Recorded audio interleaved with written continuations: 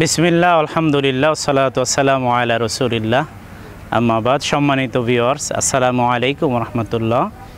ঈদ পরবর্তী এক সপ্তাহের মধ্যে আমাদের বিশেষ করে এই বাংলাদেশে বিবাহ অনুষ্ঠানাদি খুব বেশি পরিমাণে হয়। তো দুটি বিষয় আমরা লক্ষ্য করেছি যে দিনদার ফ্যামিলিও অনেক সময় এই বিবাহ অনুষ্ঠানে একদিনের জন্য মনে হয় যেন তাদের উপর থেকে শরিয়াত উঠে গেছে, অর্থাৎ এই একদিন আর পর্দা করতে হয় না। অন্যান্য সময়গুলিতে তারা পর্দা মেনটেন করে, কিন্তু এই বিবাহ অনুষ্ঠানগুলোতে এসে যারা দিন মোটামুটি পালন করে তারাও এই পর্দা মেনটেন করে না, পর্দা পালন করে না, ফরজ একটা হুকুম তারা লঙ্ঘন করে না।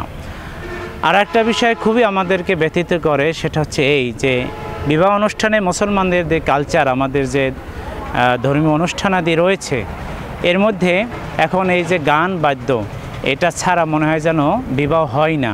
গান বাদ্য বাজানো এটা মনে হয় যেন মুসলমানদের বিবাহ অনুষ্ঠানে ফরজে আইন, এটা ছাড়া কোনো বিবাহ অনুষ্ঠান চলেই না।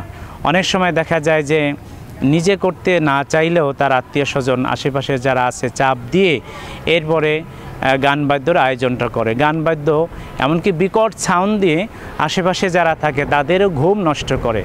তো আপনার জীবনের শুরুতেই যদি মানুষকে কষ্ট দিয়ে আপনার জীবনের সূচনা হয়, সেই জীবনটা কিন্তু অনেক সুখময় হয় না। কাজেই এই দুটো বিষয় আমাদেরকে একটু খেয়াল করতে হবে। পর্দার যে হুকুমটা রয়েছে বিবাহের দিনেও আমাদেরকে মেনটেন করতে হবে। আর দ্বিতীয় যে বিষয়টি রয়েছে, আমাদের এই অনুষ্ঠানগুলো যেন গান বাজনা মুক্ত হয়, এই চেষ্টা করতে হবে। তা না হলে সেই জায়গায় কিন্তু বরকত থাকবে না। আল্লাহ এই বিষয়গুলো আমাদেরকে বোঝার তৌফিক দান করুন, আমিন।